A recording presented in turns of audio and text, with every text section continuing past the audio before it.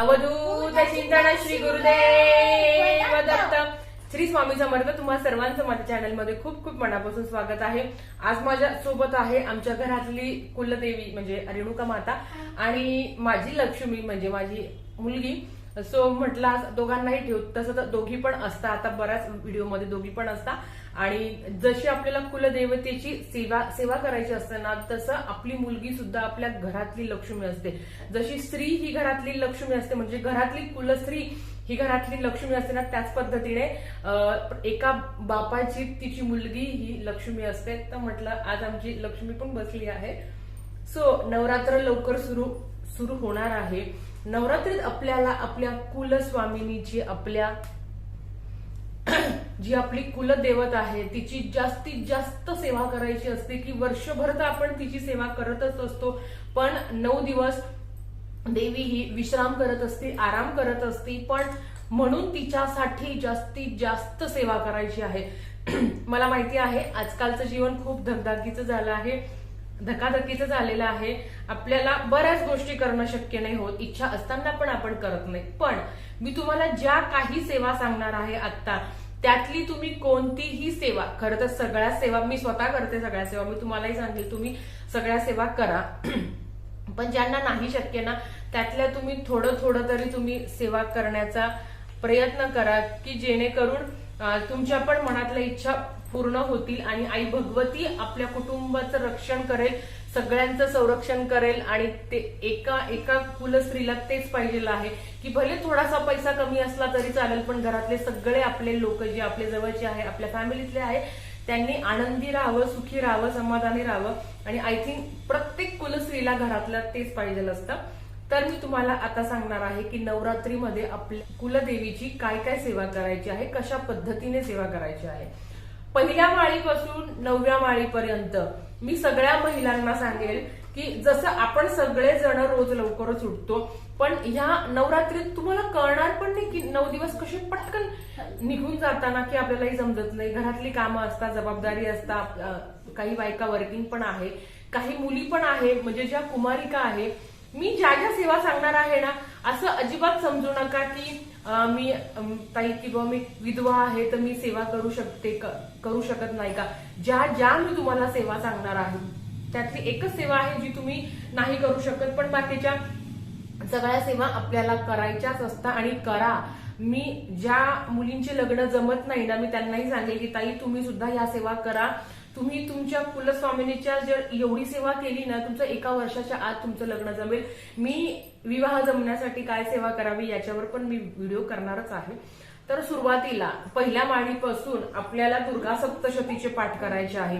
दुर्गा सप्तशतीचे पाठ कसे करावे याच्यावर मी नक्की व्हिडिओ केलेलाच आहे, त्याची लिंक मी डिस्क्रिप्शन बॉक्समध्ये देईल, तुम्ही नक्की चेक करा. पण मी परत एकदा सांगेल, दुर्गा सप्तशतीचे पाठ 14 पाठ तुम्हाला करणं आहे. 14 पाठ केल्यावर आपल्याला नवचंडी केल्याचं फळ मिळतं. म्हणून जास्तीत जास्त सर्वांनी नवरात्रीमध्ये 14 पाठ करा. 14 पाठ नाही शक्य तर तुम्ही 9 पाठ तरी करा. 9 पाठ म्हणजे रोज 1 पाठ करायचा. 1 ते 13 अध्याय आपल्याला रोज वाचायचे आहे. वर्षभर नाही तुम्ही नित्यसेवा करत असेल, खरं तर आपल्याला वर्षभर देवीची सेवा करायची असते, आरती वगैरे. तर म्हणजे आता मी तुम्हाला सांगणारच आहे की आरती वगैरे पण आपल्याला करायची आहे, पण नवरात्रीमध्ये जास्तीत जास्त आपल्याला दुर्गा सप्तशतीचे पाठ करायचे आहे. लोक 101 पाठ करतात, अशा महिला पण आहे की ज्या 101 पाठ करतात. आपण इतके नाही तर 9 पाठ तर अर्थातच कराव्या. याने काय होईल ना, आपल्या मनातल्या इच्छा वर्षभर देवीची आपल्यावर सुरक्षा कवच असतो. आपल्या मनातल्या इच्छा आपल्या घरच्यांवर सुद्धा देवी आईचा आहे ना आशीर्वाद असतो. म्हणून मी सगळ्यांना सांगेल की तुम्ही दुर्गा सप्तशतीचे पाठ करा. मला खूप कमेंट्स आली की ताई तुम्ही दुर्गा सप्तशतीचं पुस्तक नाही दाखवलं. तर हे आहे दुर्गा सप्तशतीचं पुस्तक. हे प्राकृत आहे. ऍक्च्युली याच्यात दुर्गा सप्तशती प्राकृत आहे. हे दिंडोरी प्रणीतचं हे ना पुस्तक आहे. हा ग्रंथ खूप जास्त प्रभावशाली आहे. मराठीत आहे, समजायला अतिशय सोपं आहे. तुम्हाला म्हणजे तुम्ही पहिल्यांदा जरी वाचलं ना तरी तुम्हाला समजेल. जास्त मोठे अध्याय 2-2.5 तास लागतात. तर हे आहे. हे ज्यांना घ्यायचं असेल त्यांनी www.shrigurupit.com या वेबसाईटवर जा, नाहीतर तुम्हाला अमेझॉनवर पण मिळेल. पण लवकरात लवकर व्हिडिओ बघितला हे तुम्ही मागून घ्या. त्याच पद्धतीने आपल्याला देवी महात्म्य बघा, दुर्गा सप्तशतीचे पाठ बरेच, आता मला अशा पण कमेंट आल्या की ताई आमच्याकडे जे दुर्गा सप्तशतीचं पाठ आहे ना तर ते 16 याचं आहे, तर कदाचित ते देवी महात्मा आहे. बरेच लोक देवी महात्मा पण वाचतात. तर तुम्हाला जर दुर्गा सप्तशती वाचणं नाही शक्य तर तुम्ही देवी महात्मा पण वाचणार, दोघं पण एकच आहे. फक्त कदाचित ते संस्कृत मध्ये आहे वाटतं, कारण माझी आई वाचते ते, तर ते संस्कृत मध्ये थोडंसं प्राकृत संस्कृत मध्ये आहे म्हणून ते 16 अध्याय आहे. पण दुर्गा सप्तशती पण तुम्हाला वाचायची आहे आणि देवी महात्मा पण तुमच्याकडे असेल तर अर्थात तुम्ही ते वाचा. त्याच पद्धतीने बघा, दुर्गा सप्तशतीचा एक पाठ करायचा आहे. जर देवी महात्मा असेल तर ते 16 अध्याय असतात, तर तुम्ही रोज 2-2 अध्याय अर्थात वाचू शकता. सिद्ध कुंजिका स्तोत्र, हे जे सिद्ध कुंजिका स्तोत्र आहे ना, तर हे स्तोत्र तुम्ही रोज एकदा वाचलं तरी चालेल. तुम्ही 11 वेळा वाचलं तर अतिशय प्रभावशाली आहे. मी त्याच्यावर सेपरेट व्हिडिओ नक्की करेल. त्याच पद्धतीने कुंकुमार्चन, कुंकुमार्चन सगळ्यात प्रभावशाली सेवा, आई भगवतीला आणि माता लक्ष्मीला आकर्षित करणारी कुंकुमार्चना आहे. कुंकुमार्चनची एक विशिष्ट पद्धत मी तुम्हाला सांगणार आहे, ती तुम्ही नक्की करा. मी त्याच्यावर नक्कीच लवकरात लवकर व्हिडिओ करेल. सो कुंकुमार्चन पण आपल्याला करायचं आहे. त्याच पद्धतीने रोज महालक्ष्मी अष्टकम देखील आपल्याला वाचायचं आहे. महालक्ष्मी अष्टकम, ज्याच्यात महालक्ष्मीचे 8 नावं आहे, 8 नावाचं वर्णन केलेलं आहे, ते सुद्धा खूप जास्त प्रभावशाली आहे. ते कसं करायचं या सगळ्यांवर मी डिटेल व्हिडिओ करेल. आता मी फक्त तुम्हाला सांगते आहे की तुम्हाला कोणकोणत्या तुम्हाला काय काय सेवा करायच्या आहे, म्हणजे तुमची एक मानसिकता होईल की मी हे नाही तर हे तरी करू शकते, ते नाही तर ते तरी करू शकते. ह्या सगळ्या सेवांपैकी तुम्ही एक जरी सेवा केली, शॉर्टकट मध्ये जरी तुम्ही सेवा केली, पण ती प्रभावशाली आहे. जसं दुर्गा सप्तशती पाठ करणं बऱ्याच महिलांना शक्य नाहीये, कारण मी समजू शकते तुम्हाला घरातलेही कामं असतात, नोकरीवरही तुम्हाला जावं लागतं, तर तुम्ही रोज 2-2 अध्याय जरी वाचले तरी शेवटपर्यंत तुमचा एक पाठ होईल. महालक्ष्मी अष्टकम झालं. जास्तीत जास्त जसं श्री स्वामी समर्थ मंत्राचा जप आपल्याला एवढंच आहे की श्री स्वामी समर्थांचं नामस्मरण तुम्ही कधी कुठे केव्हाही करू शकता. तसं 99 मंत्राचं आपल्याला म्हणायचं आहे. 99 मंत्र कोणता आहे? ओम ऐन व्रीं क्लीं चामुंडाय विचय. मी याच्यावर सुद्धा व्हिडिओ करणार आहे की ओम ऐन व्रीं क्लीं चामुंडाय विचय या मंत्राचा अर्थ काय आहे. जास्तीत जास्त रोज तुम्ही 11 माळे केल्या तर अर्थात उत्तम, नाही तर कमीत कमी 1 माळ तरी करा. ज्यांच्याकडे माळ नाहीये त्यांनी 108 वेळा करा. ज्यांच्या मनात इच्छा राहिली की नाही मला जास्तीत जास्त करायचं आहे, तर तुम्ही 15 मिनिटं ध्यानाला बसूनही ओम ऐन व्रीं क्लीं चामुंडाय विचय या मंत्राचा जप तुम्ही करू शकता. त्याच पद्धतीने लक्ष्मी स्तोत्र देखील तुम्ही घरात म्हणू शकता. बघा, लक्ष्मी स्तोत्र संस्कृत मध्ये आहे कनकधारा स्तोत्र, धनवृद्धीसाठी सगळ्यात प्रभावशाली आहे कनकधारा स्तोत्र. आता ही कनकधारा स्तोत्र, लक्ष्मी स्तोत्र तुम्हाला जर म्हणजे उच्चारण करायला अर्थात त्रास होत असेल तर मी समजू शकते. मग तुम्ही काय करायचं, याला पर्याय आहे आपल्याकडे. प्रत्येक गोष्टीला पर्याय असतो, फक्त करण्याची इच्छाशक्ती आपल्यात पाहिजे. तर लक्ष्मी अष्टकम तुम्ही युट्यूबला लावून बसा, तुम्ही देवी समोर बसा, तुम्ही ऐकण्याचा प्रयत्न करा. ऐकल्याने सुद्धा आपले बरेच दोष कमी होतात. म्हणून कनकधारा स्तोत्र अगदी प्रभावशाली. मी तुम्हाला याच्यावर देखील व्हिडिओ करेल, पण परत शॉर्टकट सांगते मी तुम्हाला. तर कनकधारा स्तोत्र वाचायचं आहे. लक्ष्मी स्तोत्र, महालक्ष्मी अष्टकम तर करायचंच आहे, पण लक्ष्मी स्तोत्र सुद्धा तुम्हाला वाचायचं आहे. हे सुद्धा प्रभावशाली आहे. तुम्ही कामं करताय ना, बघा आता मी समजू शकते की दुर्गा सप्तशती पाठ करायला जर 2-2.5 तास लागतात, तर तुम्ही म्हणत ताई मग आम्ही इतकी सेवा कशी करायची. तर दुर्गा सप्तशती पाठ केल्यानंतर तुम्ही युट्यूबला कनकधारा स्तोत्र लावू शकता ना, काहीच हरकत नाही. तुम्ही काम करत राहा, तुमचं स्वयंपाक चालू आहे ना, तर तेव्हा तुम्ही कनकधारा स्तोत्र लावा, तुम्ही लक्ष्मी स्तोत्र लावा. महालक्ष्मी अष्टकम वाचलं तर 1 मिनिट पण लागत नाही. तर आमचं पाठ आहे. तुम्ही पण जे वैभव लक्ष्मीचे व्रत करता तर ते देखील महालक्ष्मी अष्टकम आपल्याला माहिती आहे, तर तुम्ही देखील महालक्ष्मी अष्टकम रोज देवी समोर बसा. म्हणजे असं ठरवाच की दुर्गा सप्तशतीचा मला एक पाठ करायचा आहे आणि महालक्ष्मी अष्टकम 1 मिनिट लागता वाचायला. तर म्हणजे तुम्ही हॉलमध्ये जाऊस तर सुद्धा, म्हणजे हॉलमधून बेडरूम मधून हॉलमध्ये जाऊस तर देखील तुमचं वाचून येईल. इतकं सोपं आहे, 1 मिनिट सुद्धा लागत नाही. त्याच पद्धतीने आपल्याला नवरात्रीमध्ये आई भगवतीची, आपल्या कुलस्वामिनीची ओटी सुद्धा भरायची आहे. ओटी कशी भरायची याच्यावर मी स्पेसिफिक पूर्ण डिटेलमध्ये नक्की व्हिडिओ करणार आहे. तोपर्यंत तुम्ही स्टे ट्यून.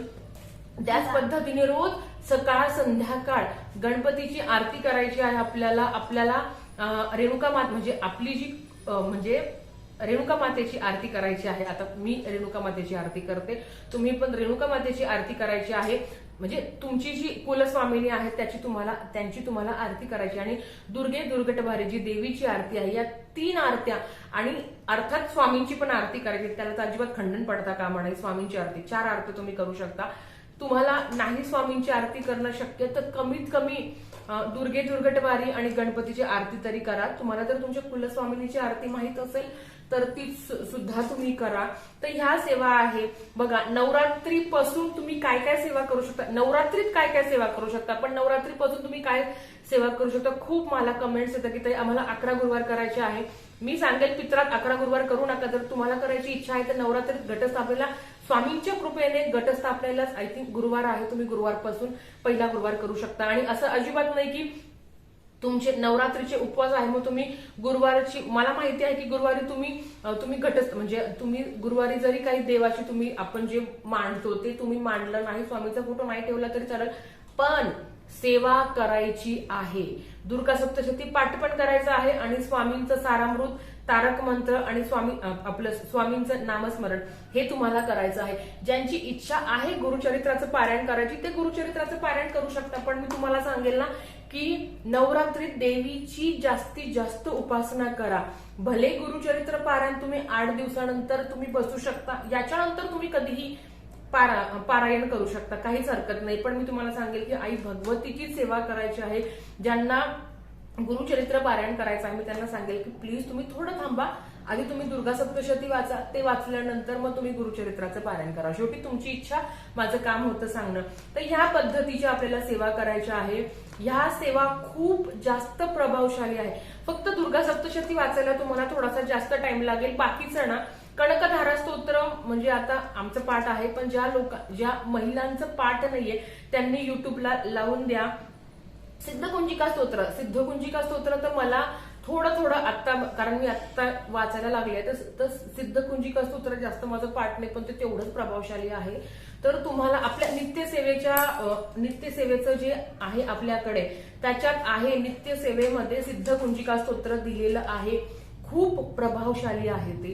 रोज एकदा म्हटलं तर अर्थात उत्तम, 11 वेळा म्हटलं तर मग तर काही विषयच नाही, तुम्ही रोज 11 वेळा सुद्धा म्हणू शकता. त्याच पद्धतीने कनकधारा स्तोत्र, लक्ष्मी स्तोत्र हे तुम्ही युट्यूबला लावून द्या ना. ऐकलं तरी बघा, तुमच्यामुळे तुमच्या घरातले लोक पण ऐकतील, तुमचे पती ऐकतील, मुलं ऐकतील, सासू सासरे ऐकतील, कुठेतरी पॉझिटिव्हिटी येईल त्यांच्यात आणि घरातलं वातावरण मंगलमय राहील.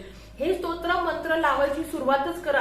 थोडेसे घरचे बोलतील काय लावलं, पण एकदा त्यांच्या पण कानावर पडलं ना तर त्यांचं पण पाठ होऊन जाईल. म्हणून तुम्ही असं ठरवाच की नाही काहीतरी मी हे युट्यूबला तरी लावून देईल. आणि महालक्ष्मी अष्टकम तर खूप सोपं आहे, 1 मिनिट पण लागत नाही, ते तर तुम्ही करा. नाही काही तर दुर्गा सप्तशती पाठ करा आणि महालक्ष्मी अष्टकम करा. याच्यावर मी प्रत्येकावर डिटेल व्हिडिओ करणार आहे. आणि बस एवढंच सांगायचं होतं. थांब जरा, मी परत एकदा सांगेल की आपल्याला आपल्या कुलस्वामिनीची बघा, तुमचे बरेच प्रश्न येतात. मला माहिती, मी तुमच्या प्रत्येक प्रश्नांचा रिप्लाय नाही देत किंवा इन्स्टाला ज्यांना काही गरज पडली त्यांनी मला इन्स्टाला मेसेज करा, मेल करा, तुमच्या प्रत्येक प्रश्नाचं उत्तर देईल. मला माहिती आहे की काही पर्सनल प्रश्न तुम्ही कमेंटला विचारू शकत नाही, तुम्ही मेल करा, मला काहीच हरकत नाही. थोडासा लेट पण मी तुम्हाला रिप्लाय देण्याचा प्रयत्न करेल. सो मला तुम्ही इन्स्टाला पण फॉलो करू शकता.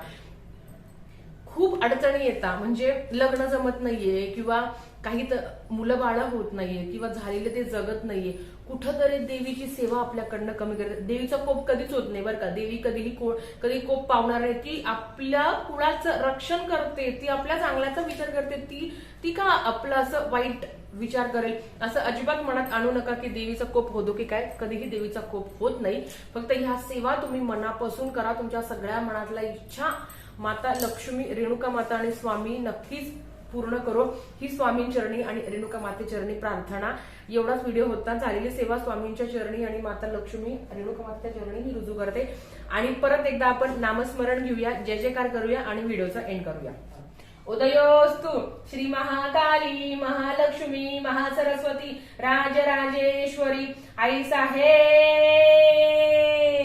बोल अंबा माता की जय, बोल अंबा माता की जय, बोल अंबा माता की जय, रेणुका माता की जय. आय होप तुम्हाला माझा व्हिडिओ आवडला असेल तर लाईक करा, शेअर करा, सबस्क्राईब करा. सबस्क्राईब करा. भेटूया परत अशाच एका नवीन व्हिडिओ सोबत. श्री स्वामी समर्थ.